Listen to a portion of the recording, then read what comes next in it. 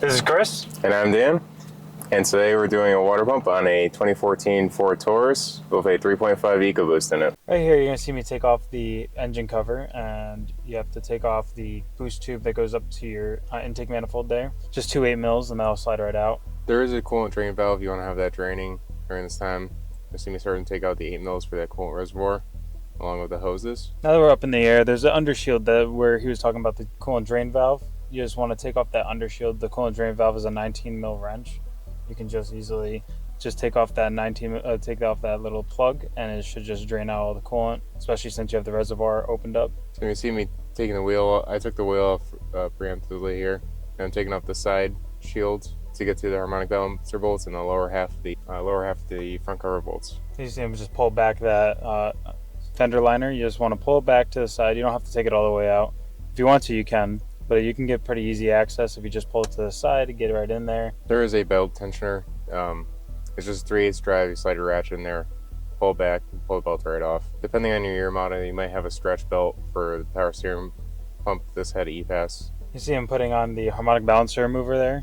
You got the harmonic balancer out now, and we're back on top. You see me pull the rest of that tube out. Now we're just trying to get down underneath the manifold. So we're going to take everything around the manifold off. You see a bunch of coolant tubes and vacuum lines. You want to get everything off of that manifold and pull the harness to the side. You're trying to get everything away so you can get the valve covers, intake manifold, and you want to get access to the front cover. It's hard to see here, but I'm kind of crouched down into the fender liner area there, taking out the lower half of the front cover bolts, along with the belt tensioner. There's 3 8 mils on that. The front cover bolts are all 13 mils. You see me work on some of the harness in the back of the engine there, just trying to get, or I would say the right hand side of the engine. There's a couple of clips holding onto that harness on the valve cover. You want to get those out of the way. I'm taking off the boost tube that goes to the back. You have to remove it and get it out of the way so you can get access to the bolts behind it.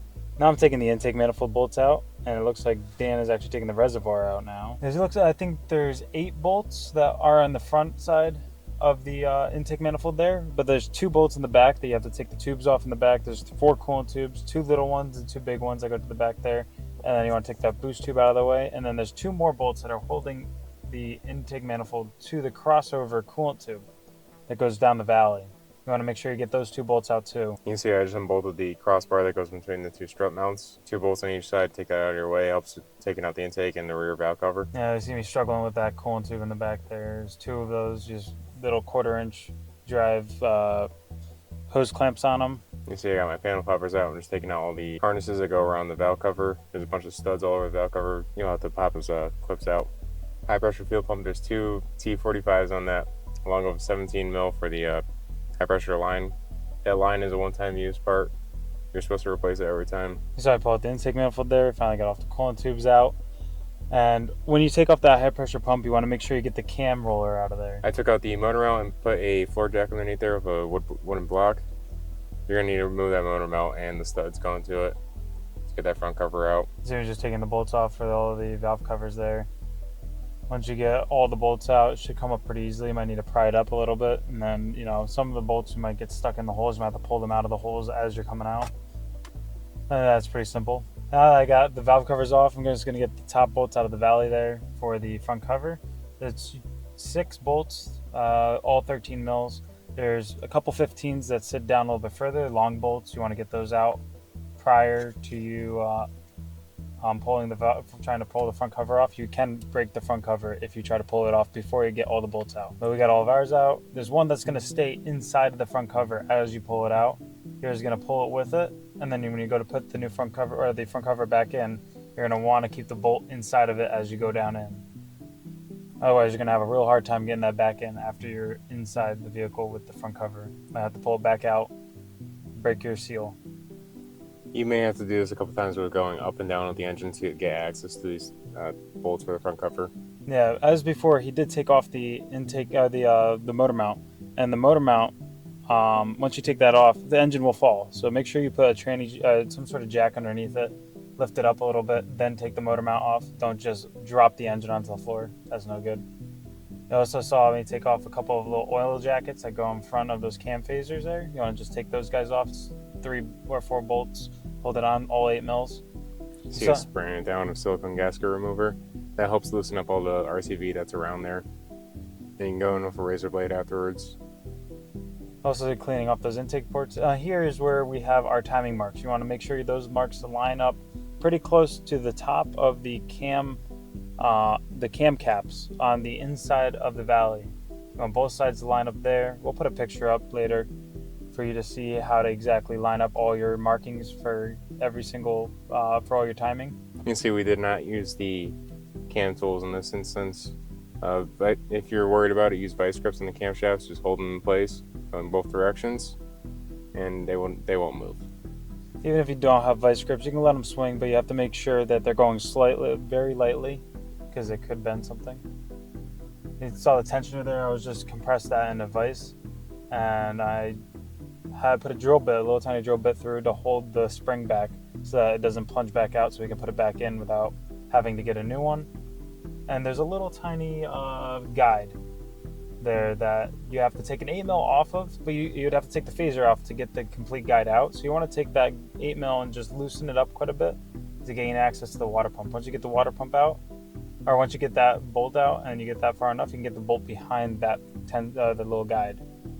You saw the water pump there. The water pump usually fails because of bearings, and you'll be able to see why we ended up changing this earlier in this video. You see us using engine shampoo to clean up all this old oil residue.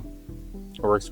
You can use a generic engine degreaser from the parts store. You want to clean up all your oil around this area. You don't want any oil hitting your RTV.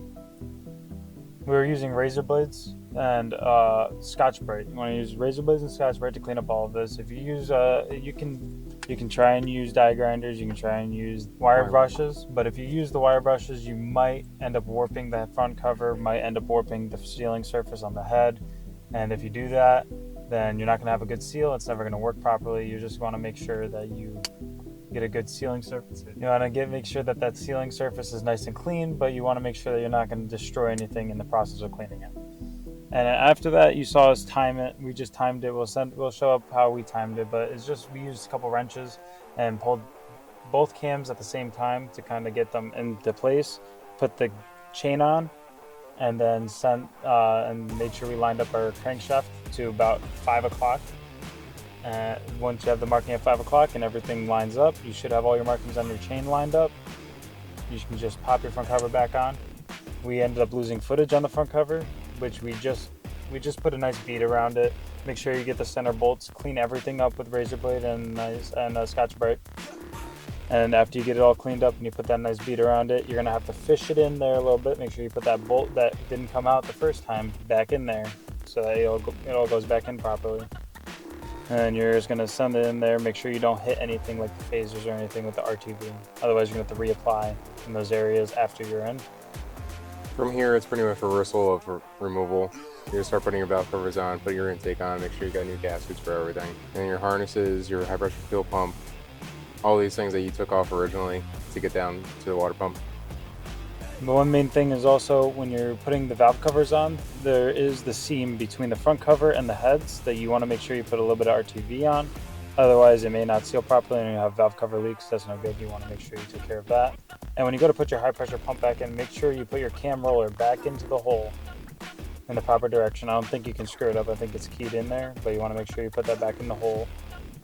Otherwise, I mean, you're just gonna have no fuel pressure. You see us almost getting close to finishing up here. Now we're on the bottom. We're just gonna make sure we drain our oil. If you don't, you're gonna blow up the engine. Make sure you drain. You can see how much coolant's coming out of this thing. That's all from the water pump being removed.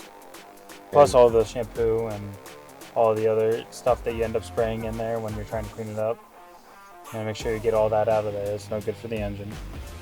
Put the shield back on after I already tightened up the coolant plug. You can see us putting it all back together, putting the fender liner back on, changing the oil, replacing the filter. We're going to vacuum bleed this. So we're going to pull vacuum on the coolant system itself and get it to about 25 inches of mercury. Once you get it down to 25 inches of mercury, you just disconnect your hose, put it into the coolant jug, and it should suck everything right up in until it gets full. Now you can see us filling our oil. Make sure you fill it up. This car in particular takes 6 quarts. Takes 5 to be 20. You saw us start it up, and that's the end. Everything works fine. We took it down the road. No misses, no nothing. Everything worked fine. There is a way to actually skip a gear and have it off by half a tooth on top of the cams.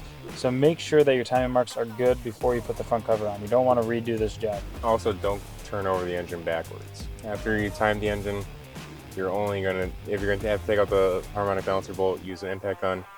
Do not turn the engine over backwards with a ratchet trying to loosen up that bolt.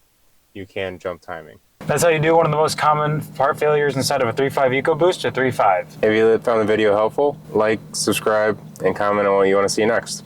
We'll see you next time.